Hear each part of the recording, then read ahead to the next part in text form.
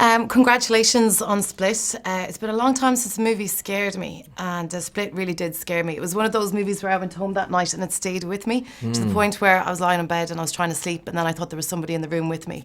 So thank you for that. I haven't had that since, I think, Paranormal Activity or something. So it did its job, if that's what it was meant to do. Well, you can send me the therapy bills. I will. They're on their way, actually. Okay, great.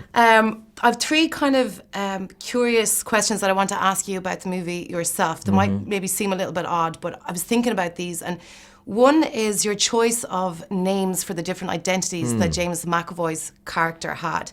They seem pretty normal. Dennis, Barry, then we have Hedwig, then we have Orwell, Jade, Patricia. What was your thinking behind the different names for the characters? What a great question. That's kind of almost like a instinctual thing about what does a name evoke? What kind of personality does a name evoke for me? I have baby name books in my library. I have all kinds of things. And so I have a very big library, and it has 8,000 books in it. And so sometimes when I'm in there, I'll just let my eye travel over the spines of the books and the authors sometimes, and a name will pop out. So there's all different things. Or I'm reading something, a history book, and there'll be a name of a general or this or that, and I'll like, oh, write that down then. When I'm writing a script, everything that I'm looking at and reading has kind of a piece of it can add to the snowball. So yeah, it's funny. I'll tell you a little secret, which won't be a secret I have to tell you, but I have a theater, and in the theater, I left a Blu-ray of Hedwig and the Angry Inch in the projection room. So every time I go in the projection room, it's sitting there, and I see it every day, and I just haven't moved it. It's been sitting there forever, and so Hedwig's stuck in my head. That's how Hedwig came to be? I guess so. Okay, well, no, that's very interesting. I was wondering. And also, another question as well, is there any reasoning behind the 23 different identities that James McAvoy's character had as well? Is there a specific reason for the 23, the number 23? Well, it varies greatly. It can be, a couple identities that a patient could have. It could go as far as 60, I've heard. It really, the number is really about, how many identities the individual needed, different skill sets and different people that they need to get through life. And I read a book called The Minds of Billy Mulligan, which is one of the famous cases of DID, and he had, I think, 23, 24, but the number 23 is very special to me. I don't know why, it's a big deal, that number. It feels like important to me in so many ways, and I can't explain why. Maybe it's just simply it was Michael Jordan's basketball number. I don't know. And okay, well, I like that too, actually. I like that's how it ends up in a movie. Yeah. And my final question about my kind of curious observations is, are you a fan of Kanye West? Or was there a specific reason that Hedwig listened to Kanye West in his bedroom with no windows? I'm an acquaintance of Kanye. I've met him a few times, and just because he's so iconic and so kind of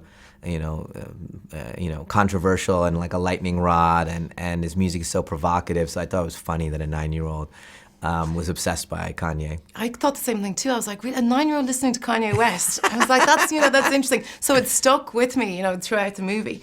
But obviously watching Split as well, there's a couple of nods to Psycho and Hitchcock. Was there any other movies that you referenced, pre-production after this movie? I try not to kind of, look at a movie and then copy it or get really directly inspired. However, I would say I'm such a fan of Silence of the Lambs that I can't believe that I haven't ripped it off 100 million times without knowing it, or in my subconscious. And I really feel like Jonathan Demme, who directed Silence of the Lambs, could legitimately take me to court and sue me. Silence of the Lambs was the first horror movie that I watched, actually. And my mother told me not to press play on the VCR, and as soon as she left the room for like half an hour, I went over as a 10-year-old and I pressed play, and boy, did I regret that. Really? Yeah. 10 years old? I was 10 years of age when I saw my first glimpse of Silence of the Lambs. So wow. Maybe that would explain my personality, I don't know.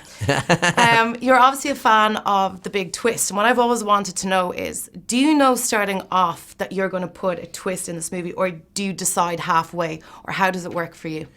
I wouldn't even call it a twist. I know everyone calls it a twist. Yeah. Twist sounds like a parlor trick or something. Like, here comes the rabbit. Surprise. Here you go. Yeah. Here's the chicken. It's not. hey, blue chicken, here are the, no, it's not that. It's really about structures of telling a story. And when, if you believe the premise that I'm about to say, that suspense is based on withholding information, right, from the main characters or from the characters, and thus the audience is withheld that same information, suspense builds. Why are we in this house? What is that noise upstairs? Why is she staring at me and not saying anything? Suspense starts building because of lack of information. There's a moment inherently where the character or the audience or simultaneously get that information, like a dump of information, and that's what people refer to as this big surprising moment. So for me, it's always about how to tell the story, the structure of the story. As a writer, that's fun. And this is the story, and this is how I'm going to tell you the story.